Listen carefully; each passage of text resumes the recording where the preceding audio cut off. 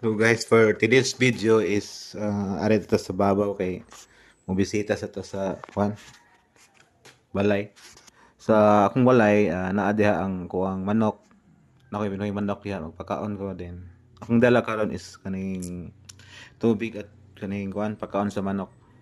So karaan nga balay mao ni siya ang balay na mo sa una nga gi-renovate ba gihimo og lain ang kahoy para maporma siyang balay. So naani siya naisaging mi dire then ang puyo gid dire manok ra gyud.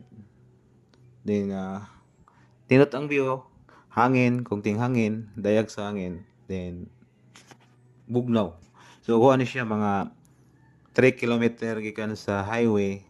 So di pa ni kaabot siya sa Tumalog, di pa ni kaabot sa sitio Kubong sa Barangay Tanawan. So naani siya sa sakop sa ting Barangay Luka, Bondiri.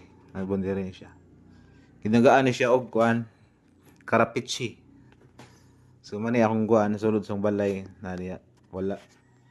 Simple lang gud, ganahan may mga tuog dire sa bukid pwede ra. Tung during sa pandemic is dire may nagpuyo. Nag-umami so wala man tayo mahimo, di man ta pwede maglakaw-lakaw so ari ra gid dire ra gid mi.